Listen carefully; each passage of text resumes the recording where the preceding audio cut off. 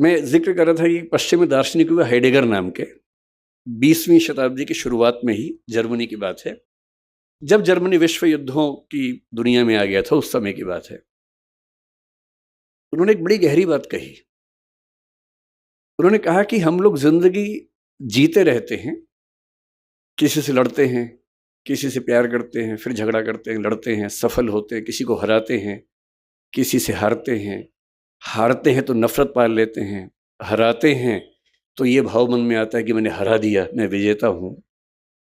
इसी सब तिकड़म भरे अनुभवों को हम मिला के एक शब्द बोलते हैं जिंदगी, लाइफ। लेकिन कभी कभी ऐसा होता है जिंदगी में कि अचानक कोई इंसिडेंट होता है। वो इंसिडेंट क्या होता है? जैसे मान लीजिए कि मैं और मेरा दोस्त सड़क पे जा रहे हैं, अचानक एक ट्रक की कार ब्रेक फेल हुई, उसे टक्कर मारी और मेरे साथ जो मेरा दोस्त था उसकी मौत हो गई और मैं बच गया। अब जो मुझे एहसास होगा, उस एहसास का मतलब है नथिंगनेस, शून्यता। उस मोमेंट पे, उस क्षण में ये लगता है कि क्या है जिंदगी में ऐसा, और मैं जो इकट्ठा करने में लगा हूं, मैं जो ताकत के पीछे भाग रहा हूं, मैं जिस 8 साल बाद की प्रमोशन के लिए अभी से रात दिन जुटा हुआ हूं, ये सब तो 1 सेकंड का खत्म होने का वाला खेल है। जिस जिंदगी का 1 सेकंड बाद का अता पता नहीं है, भरोसा नहीं है, कल सुबह मैं उठूंगा भी या नहीं ये भी नहीं पता है, और मैं ऐसी जिंदगी जी रहा हूं जो 10 साल बाद मैं ये बन जाऊंगा, 18 साल बाद मेरी प्रमोशन ये होगी, मैं सेक्रेटरी बन जाऊंगा या मैं हाई कोर्ट के जज बन जाऊंगा। इस अनुभव में जो लोग थोड़े ज्यादा सेंसिटिव हैं, संवेदनशील हैं, वो इस अनुभव को झेल नहीं पाते, और उनके लिए इसी बिंदु पर टर्निंग पॉइंट आता है और वो जीवन का रास्ता मोड़ लेते हैं कि जब जीवन में कुछ भरोसा नहीं तो मैं इन निरर्थक चीजों के पीछे क्यों भागता रहूं? क्यों ना मैं किसी ऐसी सार्थक चीज की तलाश करूं जो अंततः मुझे सुकून देती हो। और हम जीवन क्यों जीते हैं? मैं दर्शन विषय का विद्यार्थी हूं, पढ़ाता भी हूं। भारत के, दुनिया के सब दार्शनिकों को पढ़ने पढ़ाने की प्रक्रिया में मैंने पाया कि अंततः सभी के मन में एक ही बात है, अलग अलग शब्दों से कहते हैं, और वो ये है कि जीवन का अंत इसी बात पे है कि मुझे सुकून मिले, मुझे आनंद मिले, मुझे सुख मिले। और सारे भौतिक सुखों के बाद, देश की राजधानी की सारी ताकत को देखने समझने के बाद, अगर उससे ज्यादा सुकून बारडोली के आश्रम में है, तो इसका मतलब है कि जीवन का सही अर्थ तो यहां आके खुलेगा, वहां तो नहीं खुलेगा।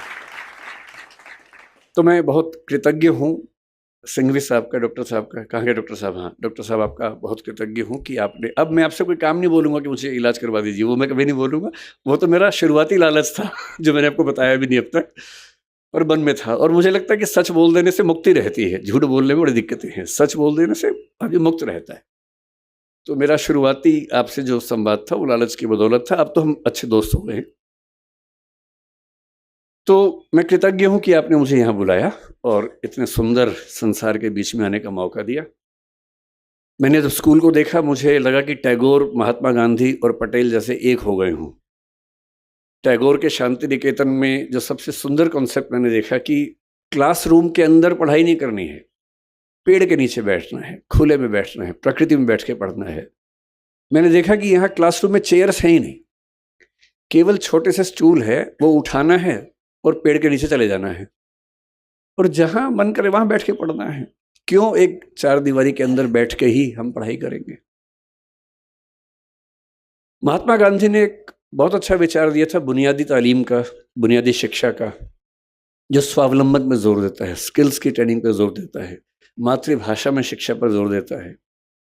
और मैंने पाया कि वो सारे के सारे सिद्धांत इस स्कूल के अंदर ठीक वैसे ही चल रहे हैं। और सरदार पटेल का तो आशीर्वाद जैसा आश्रम को मिला ही है, तो उनके प्रति तो कृतज्ञ होना वैसे भी बनता है। दूसरा, मैं थोड़ा सा, मुरारी बापू साथ में हैं, उनका जिक्र करके फिर मैं अपने मूल विषय पे आता हूँ, सरदार पटेल पर।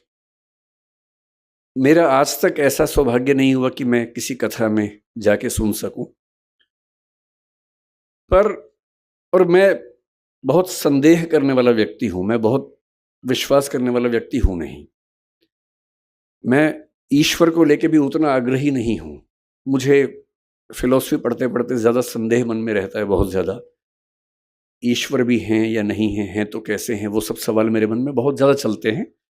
पर मैं नास्तिक नहीं हूँ, मैं अज्ञेयवादी हूँ। अज्ञेयवाद का मतलब होता है कि मुझे पता नहीं ईश्वर हैं या नहीं हैं तो कैसे हैं, पर मैं ये संभावना मानता हूँ कि वो हैं, और अगर दुनिया चल रही है तो हो सकता है कि उन्हीं की बदौलत चल रही होगी। इस संभावना को मानता हूँ। मैं ये भी महसूस करता रहा हूँ कि जो संत का एक सुंदर अर्थ होता है, मैं संत कबीर का बहुत सम्मान करता हूँ। मैंने कबीरदास को अच्छे से पढ़ने का प्रयास किया है और बहुत प्रेरित होता हूँ उनसे, उनकी बातों से सीखता हूँ। संत रैदास को मैंने अच्छे से पढ़ने का प्रयास किया, कई बार किया। तो मैं अक्सर सोचता हूँ कि संत का मतलब क्या होता है? तो एक बार एक किताब में मुझे बड़ी सुंदर बात मिली। एक उम्र तक मेरा थोड़ा-सा लेफ्टिस्ट आइडियोलॉजी की तरफ काफ़ी झुका हुआ था, तो मुझे धर्म, संत इन सब से लगभग अरुचि सी थी। नफ़रत तो नहीं कहूँगा, पर अरुचि जैसा भाव रहता था। मेरे पेरेंट्स भी परेशान थे क्योंकि मैं कुछ अतिवाद के रास्ते पर उस समय चलता था। मुझे लगता था कि संत वो लोग हैं जो दुनिया के संघर्षों को छोड़ के भाग गए हैं। अरे भाई! मैं बुद्ध को पढ़ता था, महावीर, वर्धमान महावीर को पढ़ता था। मुझे लगता था कि क्यों ऐसा करते हो भाई? सब लोग स्ट्रगल कर रहे हैं, रोज़ी-रोटी का संकट सबके सामने है, सबके बच्चे हैं, उनकी शादी होगी, नहीं होगी, करियर होगा, नहीं होगा, इतना इतना स्ट्रगल है। उस स्ट्रगल से हम तटस्थ हो जाएँ, ये मुक्ति कैसे हो सकती है? फिर एक बार मेरे हाथ में किताब लग गई, क्योंकि मुझे किताब पढ़ने का शौक है और मेरे सबसे अच्छे दोस्त अगर कोई हैं तो किताबें ही हैं। और एक किताब इसी विषय पर मैंने पढ़ी कि संत होने का मतलब क्या होता है। तो उसमें बड़ी सुंदर एक व्याख्या थी कि संत वो नहीं है जो दुनिया की मुख्य धारा से भाग गया है। संत वो है जो जानता है कि अगर वो मुख्य धारा में उतर गया तो शायद सबको हरा देगा, पर वो उतरने से पहले ही जानता है कि सबसे जीत के भी कुछ हासिल नहीं होगा। और इसी बात को कुछ और लोगों ने दूसरी भाषा में कहा, the most interesting thing about the rat race is that even if you win you are still a rat. चूहों की दौड़ की सबसे रोचक बात यह है कि अगर आप जीत भी जाएं तो भी चूहे ही रहते हैं। और जिससे समझ लिया कि चूहा होना ही नहीं है, तो चूहों की दौड़ में दौड़कर किसको जीत के दिखाना है? अगर मैं जीत के दिखा भी दूं, अगर मैं जीत के दिखा दूं, किसको दिखाना है? क्या कोई इतना महत्वपूर्ण है कि उसको दिखाने के लिए मैं अपने 10 साल खराब कर दूं या 20 साल खराब कर दूं? क्यों दिखाऊं? और अंततः तो साक्षी भाव से खुद को ही देखना है। और यदि मैं अपनी चेतना के सही रास्ते पे नहीं हूं, तो दुनिया की नज़र में कितने भी सही रास्ते पे हूं, वो सही रास्ता कैसे हो सकता है? मेरा सही रास्ता तो मेरी चेतना, मेरी अंतरात्मा तय करेगी। और यदि मेरी अंतरात्मा इस बिंदु पर सुकून महसूस करती है कि मुझे उस चूहों की दौड़ में शामिल होना ही नहीं है, तो नहीं होना है। और मैं कल से, मुझे डॉक्टर सिंघवी साहब ने कई जिक्र किए बापू के, कि कैसे उनकी कथा में लोग, और गुजरात के लोग कितने दानी हैं वो भी पता लगा। सूरत के बारे में विशेष रूप से पता लगा कि 50 करोड़ 100 करोड़ का दान हुआ, एक अस्पताल बन गया। फिर कथा हुई, फिर 125 करोड़ का दान हो गया, इससे एक और अस्पताल बन गया।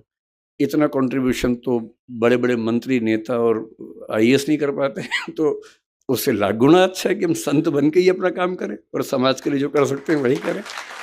तो मैं बापू बहुत कृतज्ञ हूँ कि मैं तो इस लालच में था कि मैं ज़्यादा सुनूंगा, पर मुझे बताया गया कि मुझे सुनाना ज़्यादा है, सुनना कम है। ये वैसे ज्यादती है, बहुत बहुत ज्यादती है आपकी कि मुझे ज़्यादा समय दिया आपने और बापू कम बोल रहे हैं। इसका उल्टा होना चाहिए था, पर ठीक है, आपने अपना कुछ मुझे सोची होगी इसके पीछे। अब मैं सरदार पटेल पर आता हूं, जो मेरा मूल विषय है।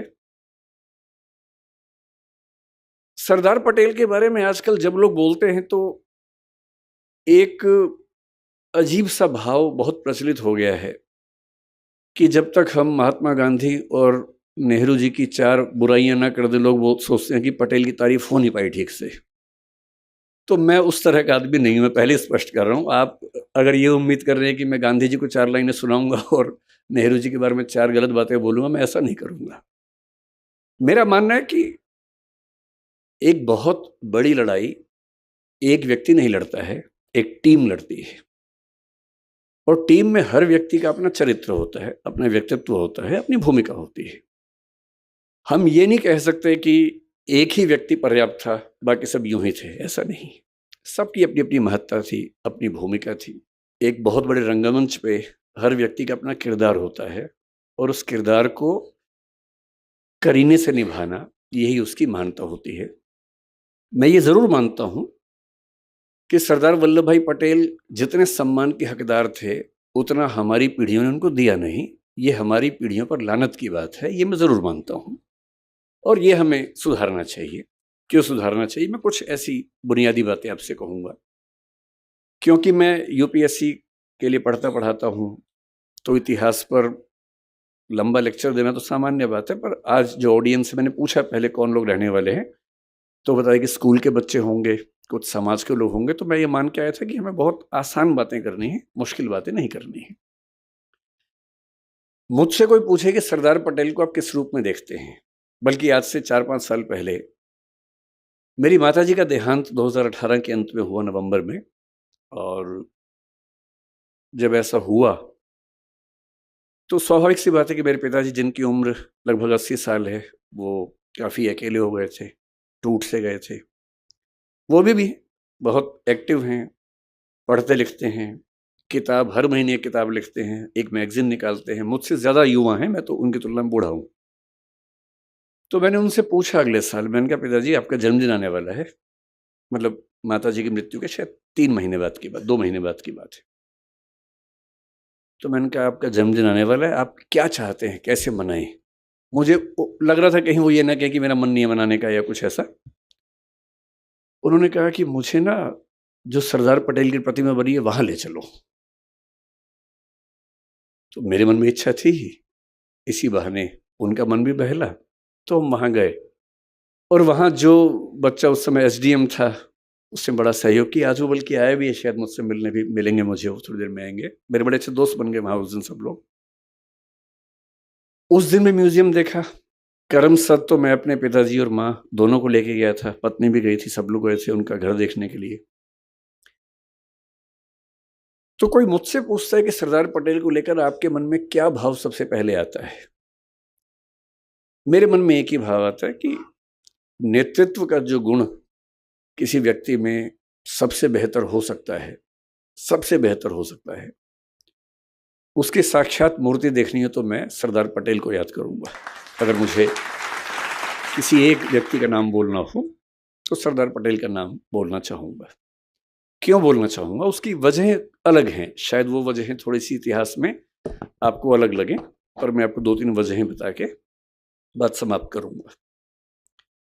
और क्योंकि मुरारी बापू हैं, राम कथा वो करते हैं, तो मैं बीच-बीच में भगवान राम का ज़िक्र भी लाऊँगा ताकि थोड़ा-सा पर्सपेक्टिव और सही तरीके से हम समझ सकें। भगवान राम के बहुत सारे रूप हैं। वाल्मीकि के रामायण में अलग रूप है, भवभूति के उत्तर रामचरित में अलग रूप है। उसके बाद गोस्वामी तुलसीदास ने जब लिखा रामचरितमानस, उसमें काफ़ी नया रूप वो लेके आए। और जो अवतारी राम थे वो मर्यादा पुरुषोत्तम राम बनकर हमारे सामने आए। और जिन राम को हम जानते हैं वो आमतौर पे गोस्वामी तुलसीदास ने जिस राम के चरित्र का निर्माण किया, उनको हम ज़्यादा जानते हैं। मैं हिंदी साहित्य का विद्यार्थी भी हूँ, हिंदी साहित्य में उसके बाद भी चीज़ें होती रही हैं। 20वीं सदी की शुरुआत में महात्मा गांधी के समय में ही मैथिली शरण गुप्त ने साकेत लिखा, उसमें राम का नया रूप सामने रखा, जिसमें वो प्रश्न कर रहे हैं, राम तुम ईश्वर हो मानव नहीं हो क्या, या राम तुम मानव हो ईश्वर नहीं हो क्या? और वो कह रहे हैं कि हे राम, इस देश को मत भूलना, राम तुम्हें यह देश न भूले, धाम धरा धन जाए भले ही, यह अपना उद्देश्य न भूले। और भगवान राम राष्ट्रभक्त नायक के रूप में उभरते हैं साकेत नाम की रचना में 20वीं सदी की शुरुआत में। फिर 1936 में हिंदी के सबसे बड़े कवि निराला राम की शक्ति पूजा एक कविता लिखते हैं, वहां फिर राम का एक नया चेहरा सामने आता है, एक बहुत ही उदात्त स्वरूप, सबलाइम स्वरूप, गरिमा से भरा व्यक्तित्व। फिर आज़ादी मिलने के बाद नरेश मेहता ने एक और पुस्तक लिखी, संशय की एक रात, वो राम के एक और रूप को सामने लेके आता है, जिसमें राम को दुविधा है, और एक बड़े व्यक्ति को दुविधा होनी चाहिए। उनको दुविधा ये है कि सीता की मुक्ति तो मेरी निजी लड़ाई है, मेरी पत्नी का अपहरण हुआ तो लड़ना मेरा धर्म बनता है, लेकिन उस लड़ाई में मैं इस पूरे समाज को, पूरी सेना को झोंक दूं, ये उचित है या अनुचित है? और रात भर वो इस दुविधा में रहते हैं, और उसके बाद उनको इस प्रश्न का सही उत्तर मिलता है, और उसी बिंदु पर संशय की एक रात पूरी कविता समाप्त होती है। तो मुझे जो पूरी भारतीय परंपरा में एक सबसे महान आदर्श नजर आता है अलग अलग रूपों में, वो भगवान राम का है। और मैं महसूस करता हूं कि जब हम पटेल को समझें और थोड़ा सा दोनों व्यक्तित्वों की तुलना करके समझें, तो बात और गहरे से हम महसूस कर सकते हैं कि पटेल का पटेलत्व राम के रामत्व के कितना नजदीक है, इन दोनों में कितनी गहरी समानताएं हैं। एक प्रसंग से बात शुरू करते हैं, जिस प्रसंग पर लोग नाराज रहते हैं, पर मैं यह नाराजगी जाहिर करने नहीं आया हूं। मैंने आपसे पहले ही कहा कि मैं ना नेहरू जी के बारे में एक गलत वाक्य बोलूंगा, ना गांधी जी के बारे में बोलूंगा, और पटेल जी को महान होने के लिए इसकी जरूरत नहीं है कि हम किसी को नीचा करके दिखाएं, वो वैसे ही बहुत बड़े हैं, किसी को मैं छोटा क्यों करूं उसके लिए, है ना।